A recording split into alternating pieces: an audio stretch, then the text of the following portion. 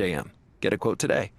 See, then thank you. President Biden says you'll soon be able to get free at-home COVID tests as part of his plan to combat the virus. But just how reliable are those tests? News 12's senior investigative reporter Walt Kane is in your corner tonight with what you need to know.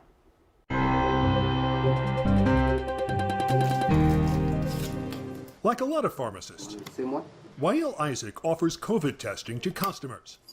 If it's positive, it's gonna be very clear blue line on the T here. That's negative. Isaac also sells 2 brands of at-home COVID tests, which promise results in minutes. But can those results be trusted? Some brands of the at-home test, they give false positive results.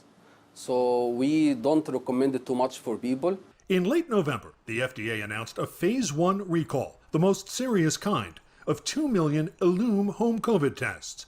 The agency said the tests gave an unacceptable number of false positives. Only certain lots were affected, and the test is one of over a dozen approved by the FDA. We checked out 3 of the top-selling at-home COVID tests. All are relatively easy to use. You basically take a swab from each nostril, apply it to an applicator pad, and then just wait for results. The good news, those results will come in about 15 minutes compared to days for a lab test. The bad news, they won't be nearly as accurate. In clinical trials, the best-selling home test, Abbott's Binax Now, detected the virus 84.6% of the time. Another top seller, the Quidel QuickView, caught 83.4% of COVID cases. In fact, experts say we should expect home COVID tests to be about 85% accurate.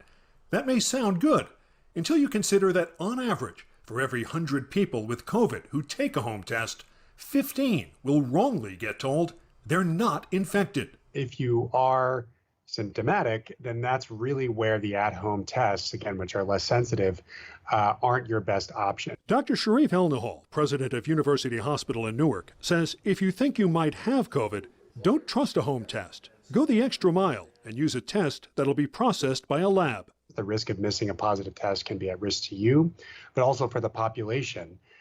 Making sure you do that PCR test when you have symptoms is really important. Team 12 also uncovered research that found that in the real world, home tests are not as accurate as clinical trials indicate. Isaac believes that may be because getting accurate results is harder than it looks. Technique of taking the sample is not like a technician doing 100 samples every day. So I try to do it myself from my nose, and when I stick it, I don't take the sample because I'm afraid. You think people won't go in far enough? Yeah, they don't take the right position for the sampling. So when are home COVID tests recommended?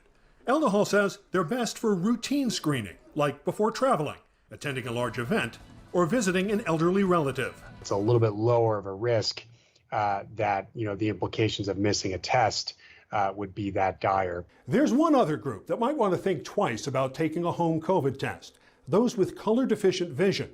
Take this test. The difference between a negative result and one that's inconclusive could come down to whether this thin line is blue or pink. If you think you might have trouble telling the difference, a home test might not be for you.